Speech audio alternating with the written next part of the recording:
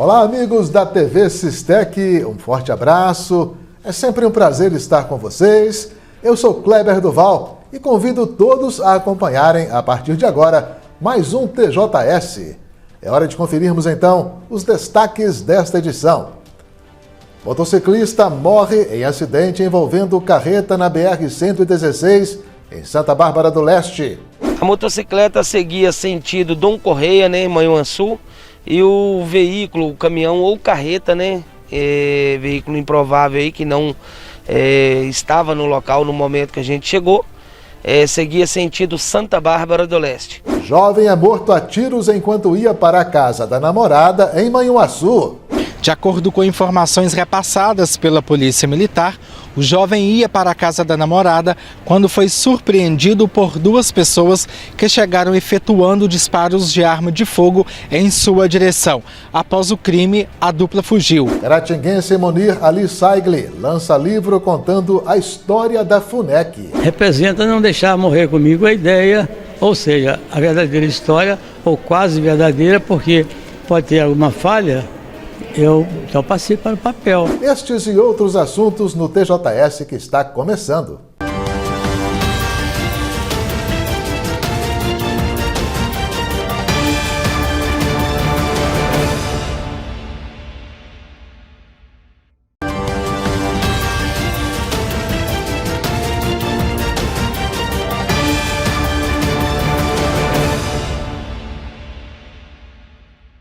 Muito bem, amigos, estamos de volta com o TJS.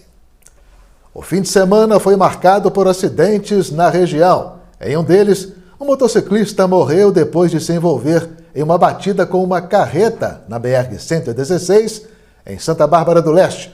O motorista da carreta não estava no local quando as autoridades policiais e o socorro chegaram. O palco do grave acidente foi o trecho conhecido como Serra do Peão, na BR-116 em Santa Bárbara do Leste no último sábado.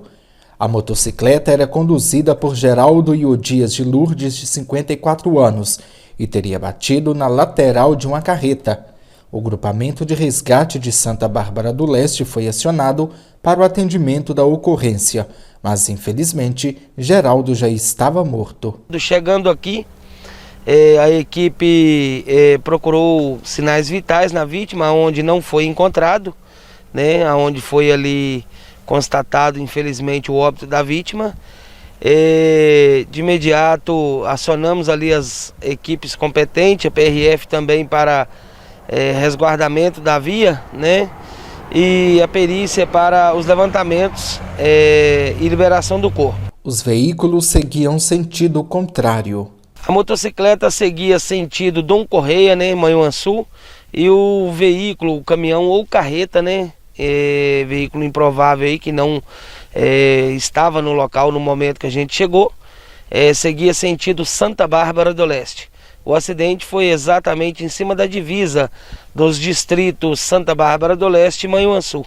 A perícia técnica da Polícia Civil compareceu ao local e realizou os trabalhos de praxe. O corpo de Geraldo foi removido pelo Serviço de Atendimento Funerário e encaminhado para o Instituto Médico Legal de Caratinga. Os levantamentos iniciais apontaram que a motocicleta teria invadido a contramão. Quando a Polícia Rodoviária Federal, PRF, e equipe de socorro chegaram, o outro veículo envolvido na colisão já não estava na área do acidente. Por causa da batida, o trânsito foi sinalizado e funcionou em meia pista. A PRF vai apurar as circunstâncias que culminaram no acidente e indicar a responsabilidade. Um assassinato foi registrado no sábado em Manhuaçu. A vítima foi um homem de 21 anos, executado a tiros enquanto ia para a casa da namorada. O repórter Miguel Braz traz mais detalhes desta ocorrência. Pedro Otávio Machado dos Santos, de 21 anos, foi morto no último sábado no bairro São Vicente, em Manhuaçu. De acordo com informações repassadas pela Polícia Militar, o jovem ia para a casa da namorada quando foi surpreendido por duas pessoas que chegaram efetuando disparos de arma de fogo em sua direção. Após o crime, a dupla fugiu.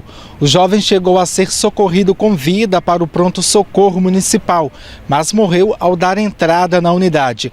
Ainda conforme a Polícia Militar, a vítima possuía envolvimento com o tráfico de drogas. Assim que soube do assassinato, as equipes começaram as buscas pelos autores. Porém, até o fechamento desta edição, a polícia não informou se os envolvidos haviam sido localizados. A autoria e a motivação para o assassinato estão sendo apuradas pela Polícia Militar. Um acidente foi registrado na noite de sábado na BR-116, em Ubaporanga. Segundo o grupamento de resgate da cidade, a batida envolveu um carro e uma carreta. Quando a equipe chegou ao local, 3 ocupantes do veículo menor estavam fora do carro e com escoriações leves. Uma quarta pessoa estava no banco traseiro, queixando-se de dores no peito. Todos foram levados para o Hospital Nossa Senhora Auxiliadora, em Caratinga. Não foi informado se o condutor da carreta ficou ferido. O local foi sinalizado para a segurança de quem trafegava pelo trecho. Vamos agora a um rápido giro de notícias com mais ocorrências policiais registradas na região.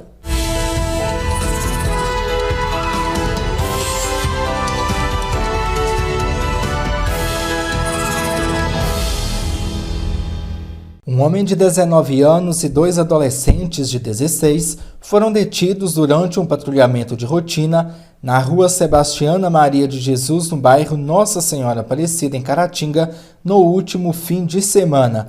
De acordo com a Polícia Militar, quando os infratores viram a equipe, eles tentaram se esconder em cima de um bar para não serem abordados. Contudo, a atitude dos cidadãos foi vista pelos militares, o que levantou a suspeita de que eles estariam com materiais ilícitos. Após a equipe adentrar ao local, os infratores foram detidos.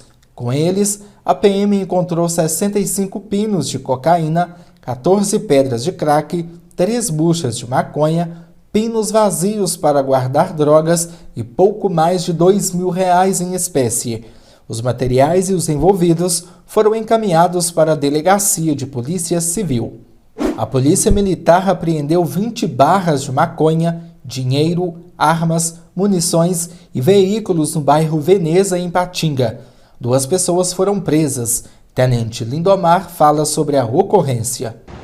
Após a operação policial executada pelas guarnições Tático Móvel 14º Batalhão, os militares lograram êxito em abordar um veículo Fiat Siena cor prata e realizar a prisão em flagrante de um indivíduo transportando grande quantidade de maconha, totalizando aí 20 barras, de tal substância. E também, durante essa intervenção, conseguimos abordar um motociclista e na cintura deste outro autor localizamos as 2 pistolas, sendo essa aqui marca Taurus, calibre 7,65, e essa aqui uma pistola turca, calibre 9mm, com 18 cartuchos intactos, e na pistola 7,65, 2 cartuchos calibre 32, além de cerca de R$1.200 em dinheiro. E um dos autores veio a quebrar o seu celular, possivelmente para ocultar alguma atividade ilícita, mas uma excelente intervenção dos militares do Tático Móvel 14º Batalhão. Durante a operação no bairro São Francisco de Assis, em Manhuaçu, no último fim de semana, as equipes policiais receberam informações que estaria ocorrendo tráfico de drogas e armazenagem de entorpecentes na Avenida Hervé Cordovil. No local, o autor de 21 anos foi encontrado e, ao avistar os militares, guardou o material no bolso. Durante as buscas, foram localizadas 62 pedras de crack, 2 porções de maconha e R$115. Diante dos fatos, o autor foi encaminhado para a delegacia, juntamente com o material apreendido.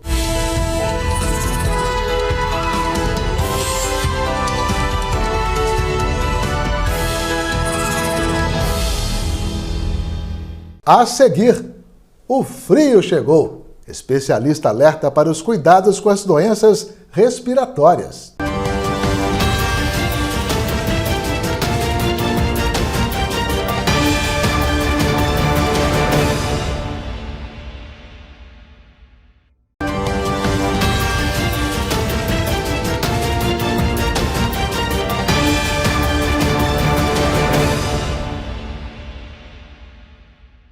Muito bem, e estamos de volta com o TJS. O inverno ainda não chegou, mas a massa de ar frio, sim. E neste tempo é preciso ter muito cuidado com a saúde, principalmente com as doenças respiratórias. É o que alertam os especialistas. O inverno começa no dia 21 de junho, mas parece que já estamos vivendo a estação por causa da massa de ar frio que atinge o país. Com isso, acende um alerta para redobrar os cuidados com a saúde, principalmente com as doenças respiratórias. Essa pneumologista destaca os cuidados que as pessoas que sofrem com essas doenças precisam ter neste tempo. Quando chega o tempo mais frio, a tendência é que você tenha maior número de infecções virais, né? Porque as doenças nessa época de aglomeração, né, em casa, de período mais fechado, acaba se propagando de uma forma mais rápida.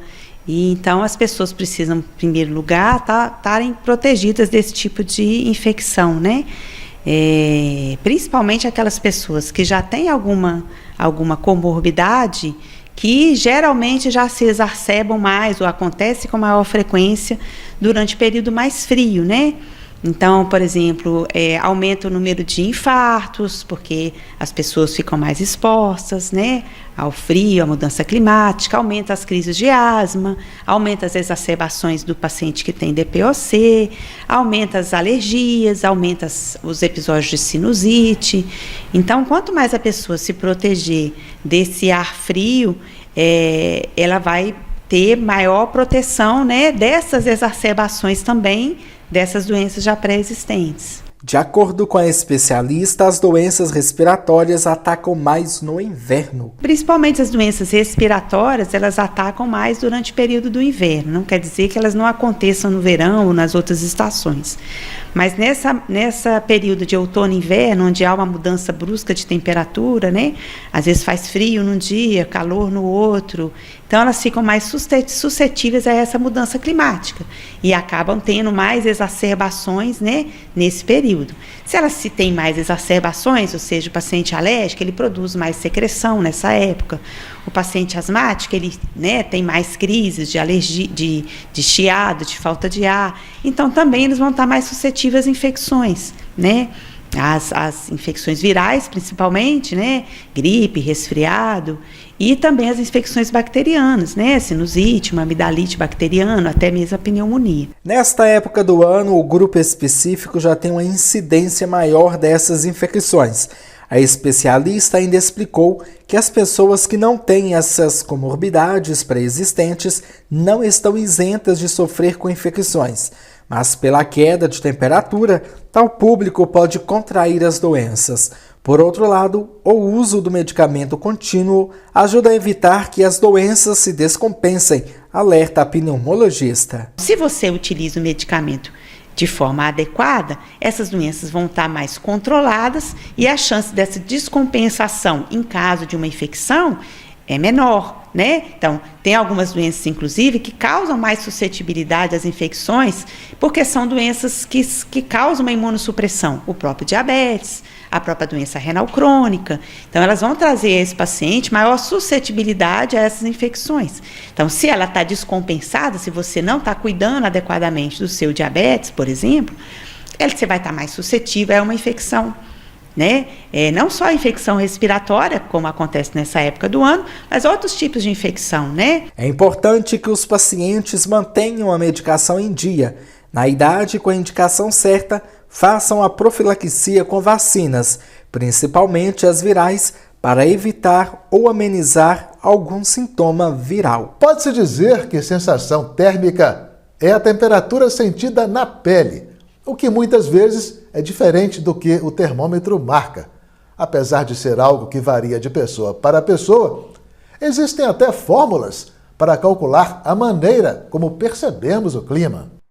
Com as baixas temperaturas em várias regiões do Brasil, a sensação térmica despencou. No Distrito Federal, menos 2 graus Celsius. Já em São Paulo, sensação de 5 graus negativos. Haja coragem para sair na rua. Mais frio. Tá com a sensação que tá úmido o tempo. Agora tá dando 16 graus. Você não acha que a sensação térmica tá muito mais frio do que... Muito mais frio, filho. Tá a sensação assim de mais ou menos uns 12 graus, mais ou menos, arrebentando. Seja em dias muito quentes ou frios, a sensação térmica costuma ser bem menor ou maior do que a temperatura registrada nos termômetros. Nossos sentidos percebem a temperatura do ar de acordo com o vento, umidade e até mesmo o local. Se tem prédios, vegetação. O horário também influencia. São vários fatores em uma equação que não é padronizada. Eu fiz um levantamento em 2018 e tem mais de 200 formas de calcular a sensação térmica ou algo equivalente à sensação térmica. Na hora que você consegue ter esses 4 fatores ambientais, temperatura, umidade, a velocidade do ar e a radiação térmica, mais a taxa metabólica e a vestimenta da pessoa, você consegue estimar de uma maneira bastante adequada para aquele grupo de pessoas, para aquela realidade, qual que vai ser a sensação térmica das pessoas. O especialista explica que a sensação térmica é uma sugestão e que não influencia nos termômetros. Numa mesma situação, no mesmo ambiente, que tem uma mesma temperatura no termômetro ali, que mede a temperatura do ar, com a mesma situação de umidade, velocidade do ar, de radiação térmica, uma pessoa pode dizer, estou com frio, e outra pode dizer, estou com calor, e outra pode dizer, não estou nem com frio nem com calor. Então a sensação térmica ela é informada por esses fatores, mas ela não influencia esses fatores. Seja qual for a equação, a Regina já tem a resposta. É o frio. Chá quente, sopa e já era. E por falar em sensação térmica, vamos saber agora como ficará o tempo em Caratinga região nesta terça-feira.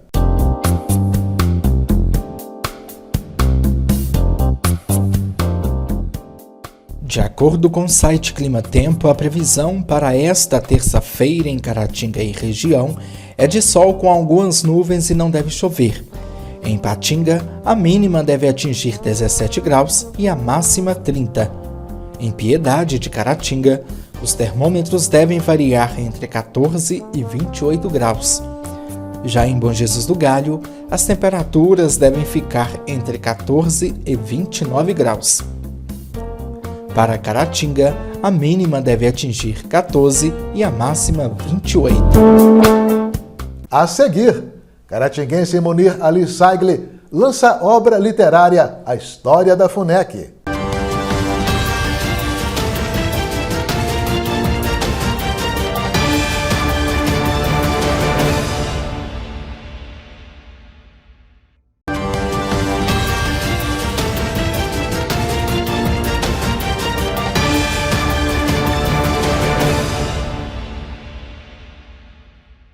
Olá, amigos, estamos de volta com o TJS. Na última sexta-feira foi realizado o lançamento do livro A História da FUNEC, uma obra de Munir Ali Saigli, professor e um dos fundadores da instituição. A obra retrata uma história de mais de 5 décadas. Vamos conferir. O auditório Professor Celso Simões Caldeira estava cheio de convidados e foi o local escolhido para o lançamento do livro A História da FUNEC, contada pelo professor e um dos fundadores da instituição, Munir Ali Saigli. A Fundação Educacional de Caratinga FUNEC tem parte de sua história construída ao longo de mais de 5 décadas. Uma história marcada pelo pioneirismo, pela prestação de serviços à comunidade, suas ações socialmente responsáveis, pela tradição e pelo amor a Caratinga e região. O lançamento do livro tem um grande significado para a entidade. O lançamento desse livro é de grande importância para a Fundação. O professor Munir, ele é um patrimônio da Fundação. Ele participou desde o projeto, o sonho de se montar essa fundação, as faculdades.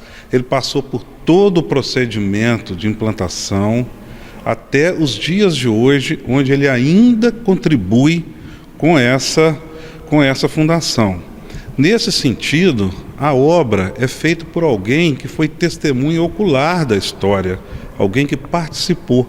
Então isso é reviver os momentos do precursor, daquele que participou da idealização de tudo que está aqui hoje. Então essa é de uma grande importância, um momento muito especial para a Fundação. Quem tem história tanto com a FUNEC quanto com o autor do livro é uma das diretoras do grupo Sistema Caratinga de Comunicação. É uma história realmente muito antiga e de afetividade, de carinho. Por qual motivo? Porque eu fui aluna aqui dessa fundação, né, da FUNEC, que agora é o NEC. E fiz 2 cursos de graduação, fiz pós-graduação. Trabalhava na delegacia de ensino, coordenando curso, a gente fazia os cursos aqui, os cursos eram aqui, né? E fui professora da Escola Menino de Jesus de Praga, que funcionava aqui nesse prédio. Então tem uma longa história, né? E eu me considero como assim, faço parte da história daqui. Sou fundadora, vamos assim dizer. Sim, o professor Munir, meu amigo e afilhado, né? Sou madrinha de casamento dele, a gente se conhece há muitos anos, lá pelos idos de 1967, é uma longa história também. E quero parabenizá-lo por essa excelente ideia que ele fez de registrar a história da Fundação Educacional de Caratinga, né? Que antes era o NEC e agora é FUNEC. O vice-presidente da Academia Caratinguense de Letras, a CL, José Celso, faz parte da história da FUNEC. O momento de expor a história é de grande representatividade. O momento representa muito para a academia, porque cada vez que um dos seus participantes, do seu elenco publicam alguma coisa, ele mostra que a academia está viva, está representando a cidade, representando a cultura de Caratinga, e isso engrandece muito tanto os seus participantes da academia, como toda a comunidade cultural de Caratinga e da região. Quem adquiria o livro A História da FUNEC recebia um autógrafo do próprio autor.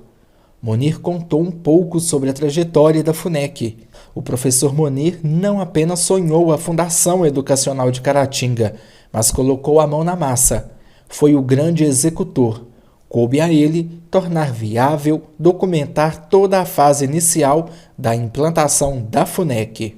Em nome da FUNEC, meu nome pessoal, a história é o seguinte: eu fui o primeiro a participar de um grupo que pretendia instalar em Caratinga uma universidade católica.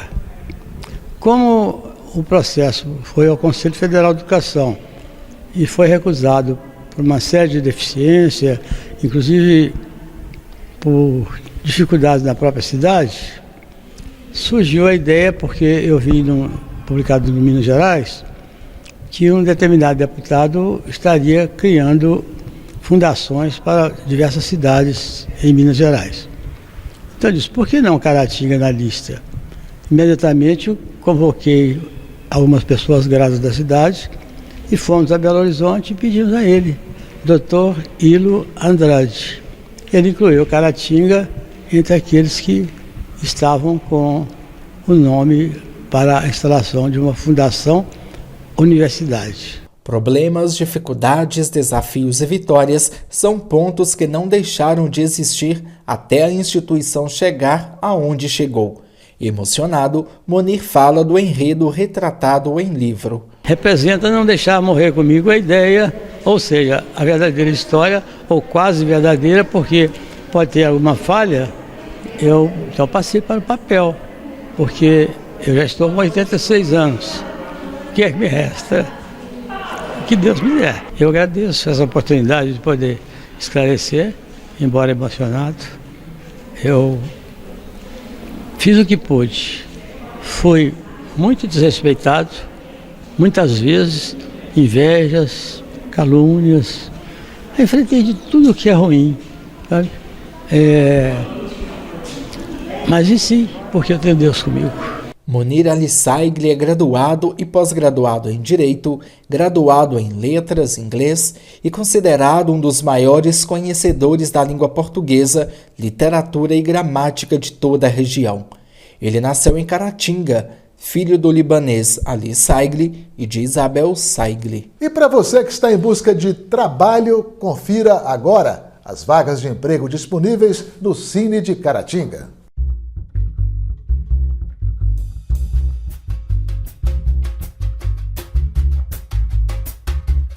No Cine de Caratinga há vagas para ajudante de obras com experiência na carteira de trabalho, analista administrativo com experiência na carteira de trabalho e ensino superior completo, atendente de lanchonete sem experiência.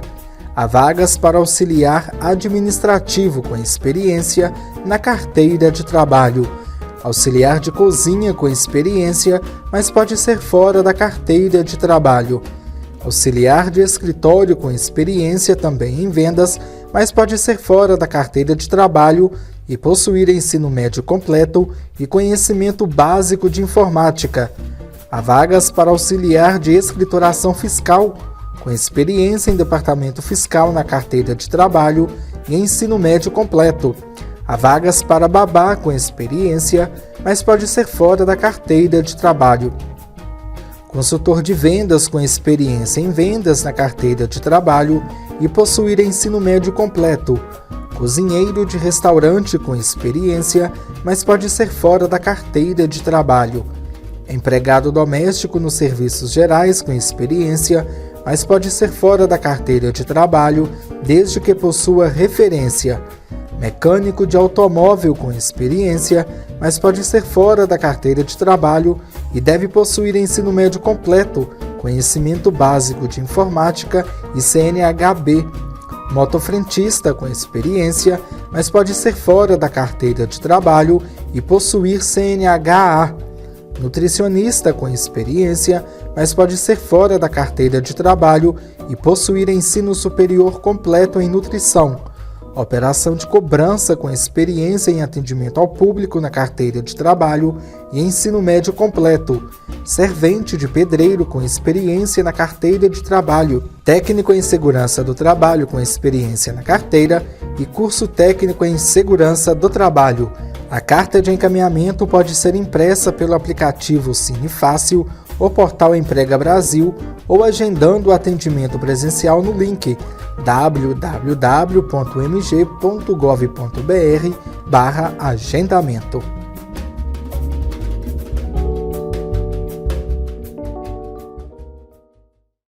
Muito bem, amigos, estamos encerrando esta edição do TJS. Agradeço a você pela audiência e convido a todos para o nosso próximo encontro. Então, um abraço e até lá.